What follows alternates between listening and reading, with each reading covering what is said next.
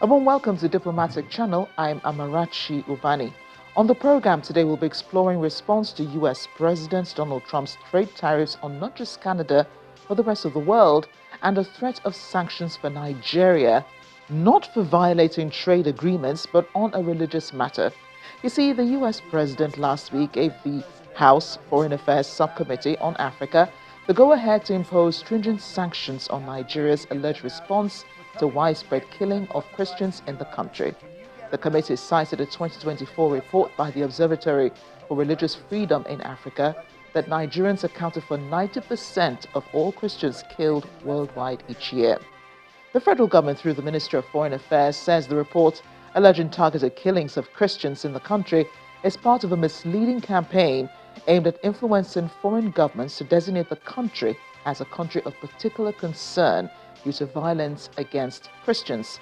We'll be exploring this and other issues surrounding Trump's trade tariffs with our guest, Professor Jonathan Aremu, a professor of international economic relations of the Covenant University and consultant ECOWAS Common Investment Market in Abuja. That's, of course, after a quick check and other discussions in diplomatic circles.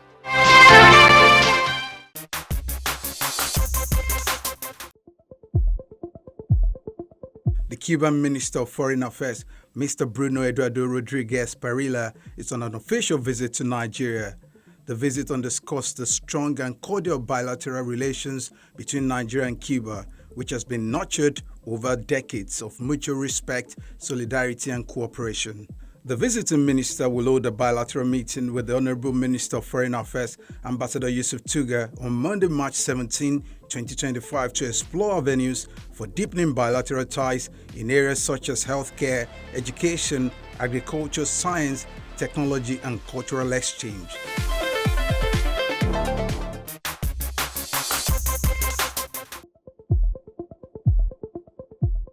Opposition parties in South Africa have called on President Cyril Ramaphosa not to be bullied by the United States after Washington expelled Ambassador Ibrahim Rasool, giving him just 72 hours to leave the country. Rasool was declared an unwelcome person after U.S. Secretary of State Marco Rubio called him a race-baiting politician who hates America on Friday.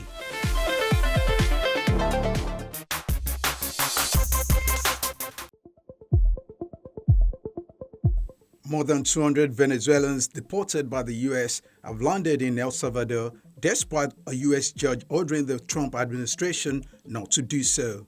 El Salvador President Nayib Bukele wrote on social media that 238 members of the gang Tren de Aragua had arrived, along with 23 members of the international ME-13 gang.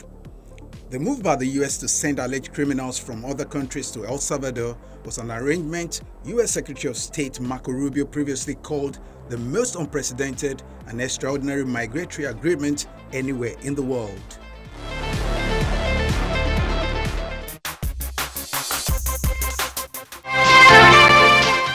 We'll kick off our drive into Trump's trade tariffs with a message from China.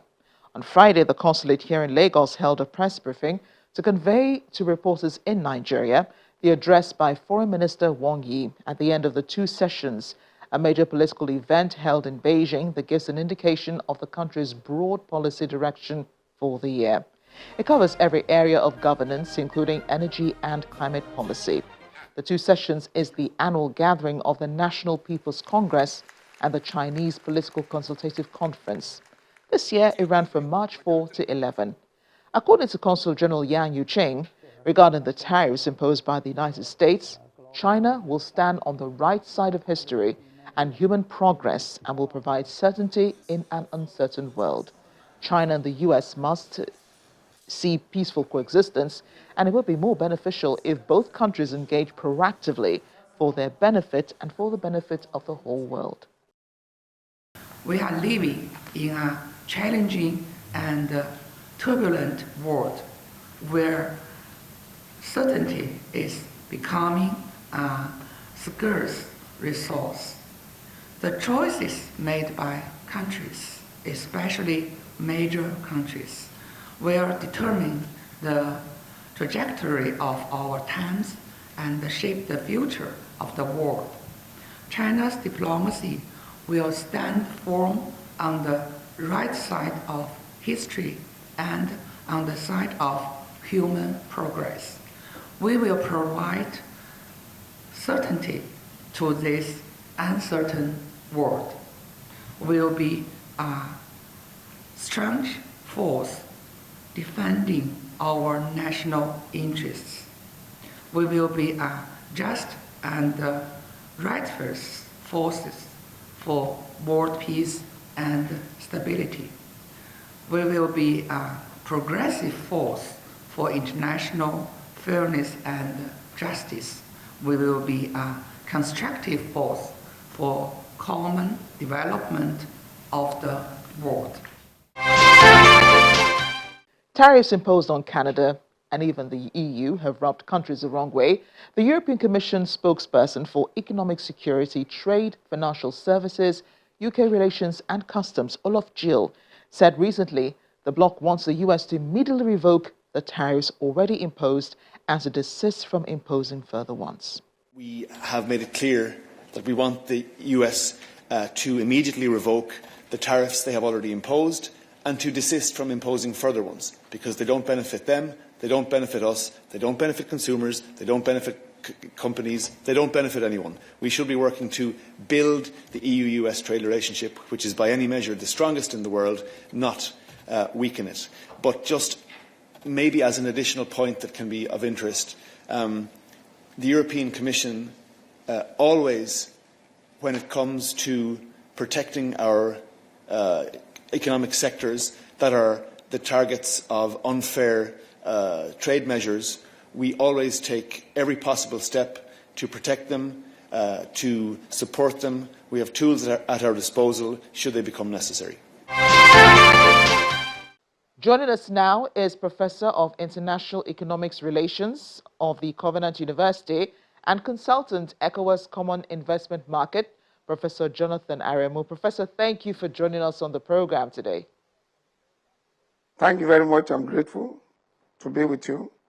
Let's begin with U.S. President Donald Trump giving the green light to the House Foreign Affairs Subcommittee on Africa to impose stringent sanctions on Nigeria in response to widespread killing of Christians in the country. The committee cited a 2024 report by the Observatory for Religious Freedom in Africa, which revealed that Nigerians accounted for 90% of all Christians killed worldwide each year.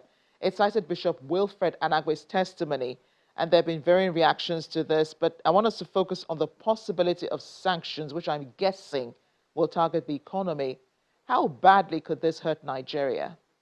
Well, since President Trump has come to the second time as the President of America, quite a lot of things have been happening. A lot of countries have been imposed higher level of tariff. A lot of sanctions we have been hearing. Well, what we are now hearing is that they want to sanction Nigeria. In what area? In what area and for what reasons? Let me say this clearly, that the global economy is taking a new turn. And the foundation of the Global Economic Governance Institution that actually is in charge of all these economic sanctions is under threat as a result of what we are hearing from America. And I think that American government will have to look at this thing holistically and objectively again, because institutions that are actually managing the global economic governance institution have been affected at the root. I'm talking the World Bank, International Monetary Fund, and WTO. And that is why the country, that is, I'm talking of Nigeria, as much as possible, when we are negotiating our international treaty, we should envisage this kind of threat, this kind of possibility, and therefore have appropriate clauses that will safeguard the economy in case there is this kind of threat that is being put on Nigeria. I did not know for what reason that they wanted to sanction Nigeria. Maybe if this is clearer, maybe I will know. But if it's on trade issues, I don't really understand the offense which Nigeria has committed to warrant this. If it's another issue, because I heard you talking about Christianity and all this, I don't really know the offense the country has committed in that particular area. So I think that the America and the president need to actually look at some of these things holistically and with objectivity, and then also taking cognizance of the basis for international treaty, which is based on pacta sunt servanda in international law. That is to say that whatever you agreed upon, you cannot go back and then do what you want. Whether you are a developed country, or you are a developing country, or you are a least developed country. Because you cannot use your domestic policy to be able to affect what you have signed in international treaty. And that is the Vienna Convention of 1969 that guarantees that there should be sanctity of what has been actually agreed upon before a unilateral decision has to be taken to impose sanctions. And before you can do all these sanctions, there must be a sort of meetings, and it's when that kind of meetings break down, then you are qualified to do that. We do understand the reason why America wants to impose these sanctions. So they said that the U.S. House Foreign Affairs Committee, Subcommittee on Africa, wants to impose these sanctions in response to what is said is the widespread killing of Christians in the country. And they said they found out that 90% of Christians worldwide are killed. Most of the 90% of the Christians killed worldwide each year are here in Nigeria. That's the reason why they want to impose these sanctions. Okay, I can hear you clearly now. If that is the basis for the sanctions, well, Nigeria has an ambassador in America that is representing the head of state. Has our ambassador been called and questioned to actually defend some of these statistics? Because you see, when you just impose sanctions, whom are you punishing? Is it those who that are killing those Christians, or you are punishing the entire country? You know, the effect, the economic effect, the social effect, and political effect of sanctions need to be weighed before you actually embark on it. Now, if they called the ambassador will call home to actually say, this is what America is complaining about, and then they will use diplomatic resolution to get this issue solved. Rather than just coming out to say, we are going to impose sanctions because Nigeria, is it the government they think is now killing Christians? I'm a pastor in a church, but I'm not saying the government actually putting up a position that, oh, go and kill Christians. No. If they can identify those people killing it, why can America not come to be able to assist the country to ensure that those people that are responsible for this killing are put under question, or assist the government to be able to make sure that that kind of a position is actually resolved? And then call Nigerian government to be able to put its house in order to ensure the resolution of this problem. Rather than saying, oh, we are going to sanction Nigeria because this one is happening. I think this is a harsh policy. And that's why I say that the foundation of international global economic governance institution is being affected by some of these hard decisions that is coming from a country that is leading the world, that's United States of America. And they have to look at this thing holistically and objectively again. Because the way it is now, to me, it is not objective. And another thing is that they need to actually use diplomacy to be able to resolve this thing. And it's when Nigerians say that we don't have the capability to do that, or we have done it and we cannot resolve it, then they can say, okay, do you need help? If the help is needed, then they can do it. But if they find that it's government doing it, then they can impose sanctions. But imposing sanctions without actually having a helping hand, without actually looking at the solution to the problem, I don't think that is the best way to do. Because to me, if the Congress just came up, I just quoted the Vienna Convention of 1969, which means you cannot use your domestic policy to affect an international treaty that you have actually entered into, because it's a violation of the principle of pacta sunt servanda in international treaty negotiation. So interestingly, we seem to be in a week of, tariffs and, sanctions with the U.S., and President Trump is throwing them left, right, and center across the world.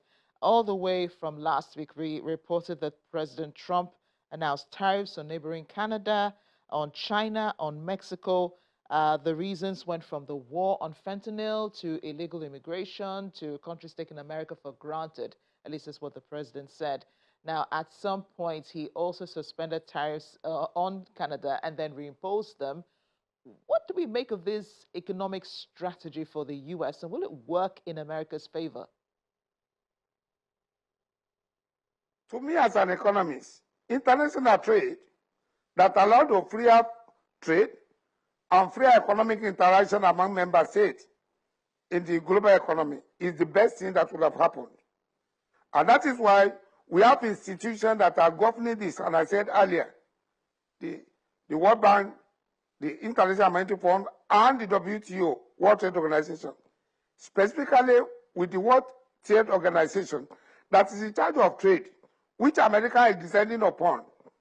I think by now the WTO need to be able to come out and actually invite Americans that quite a lot of things they are doing is violating, particularly in area of economic integration with some of the countries America went into earlier, like the one with Mexico, Canada, and United States of America, in which America is taking a unilateral decision, whereas the NAFTA economic integration is registered with WTO.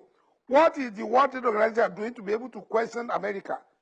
Because Article 24 of WTO allow countries to engage in economic integration.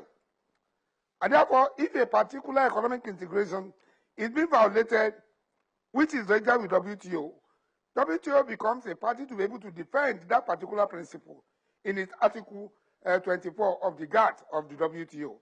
So I think that there's nothing wrong in WTO coming into it and then saying what is actually happening. Because if this is not checked, it will affect the global setting which the global economy have been engaging in. Countries are engaging in economic partnership agreement. They're engaging on different levels of treaty negotiation. Nigeria is actually engaging in a lot of negotiation with so many countries. Countries will feel scared that this thing may not work. And then we are back to autarky. We are back to a situation in which this country will close its own door. And that will not be good for the global economy. Because since WTO come into existence, we have seen that the global economic welfare has increased substantially.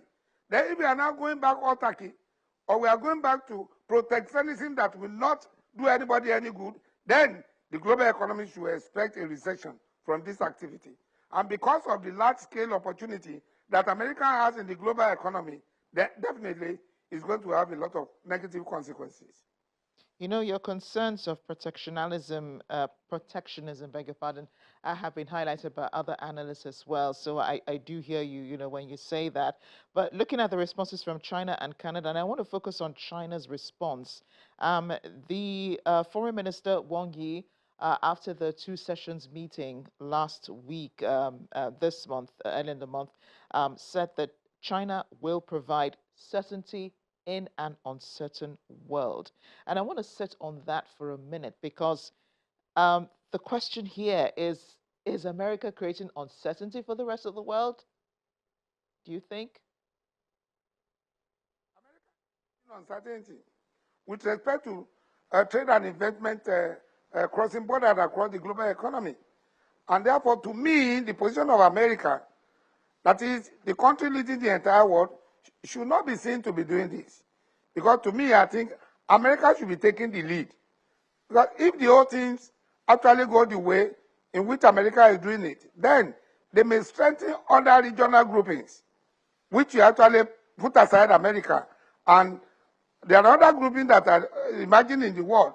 If it's becoming difficult to trade with America, then America in the end will be the one to suffer for it, because quite a lot of other goods that is coming from America can be secured from other countries in the world.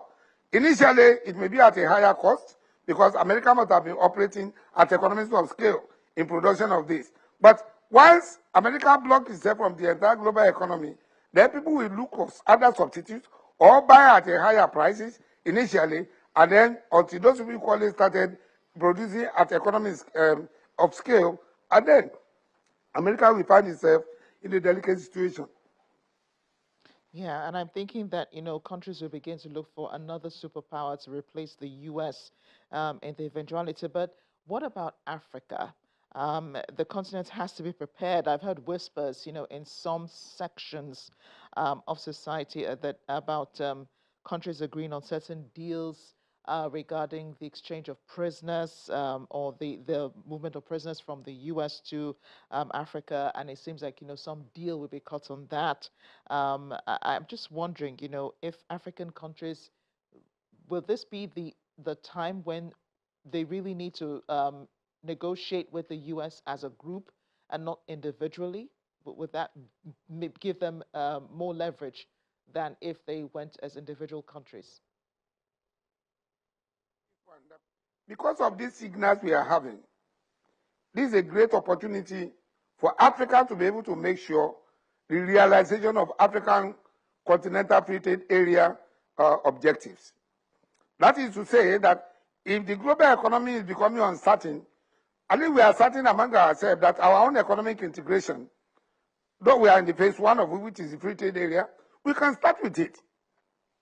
So that some of the products we are getting from America, if people are getting it, even at an initially poor quality, let us manage it for now, rather than being under threat from America every day. And then if some of these goods can come from outside Africa, why not? And this is one of the reasons why African Continental Free Trade Area is coming at a time that is a very highly welcome idea. Because all this global uncertainty and the silence which we are seeing from World Trade Organization with respect to what is happening to the danger and the threat which America is posing with respect to trade and investment flow across the world. I think that further regional economic groupings, particularly African Continental Free Trade Area, is a very good option.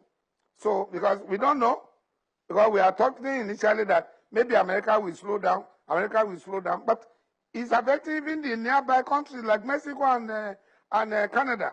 So there should be alternative to some of these threats we are seeing, and countries have to be preparing for it. That's what I can see. What would be the chance for Nigeria and the WTO? What leverage do we have there, apart from, the Director General being a Nigerian herself?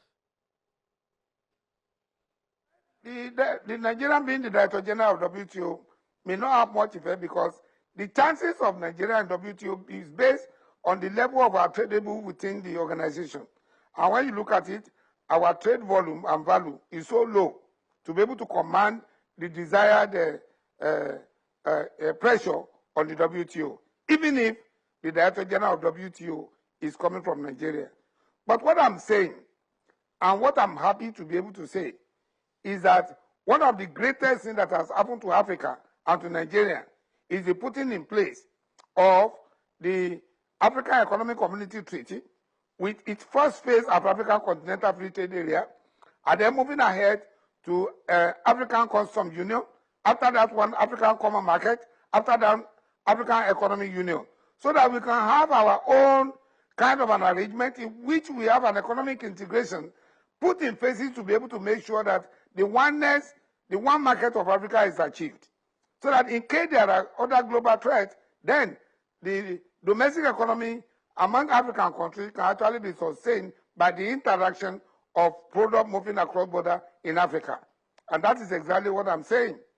Because all these threats and sanctions coming from different parts of the world, then we need to look at it and see what can we do continentally and domestically to be able to make sure that we actually put some of these things, have a solution to be able to resolve them.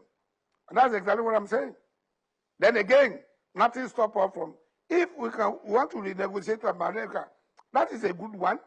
But America itself, just as I said earlier on, they need to actually put in place a more or less transparent, objective, and clarity into some of the issues which they are actually saying a country is violating.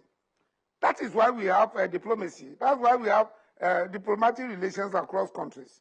Before you can actually say, this is what I'm going to have against you, have you actually engaged the foreign affairs of individual countries? Have they been talking on this?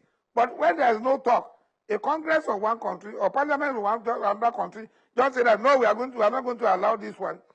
Have you actually looked at what led to it? If you have not, then that's a violation of the Vienna Convention of 1969, which is the Pacta Sunt Servanda. You cannot use your domestic economy position to be able to violate what you have actually ratified as a treaty. Whether you are America, whether you're a developed country, or you are least developed country. No. Professor Jonathan Aremu, thank you so much for speaking with us on Diplomatic Channel. Thank you. That's the program today. I'm Amarachi Ubani. I'll see you next time.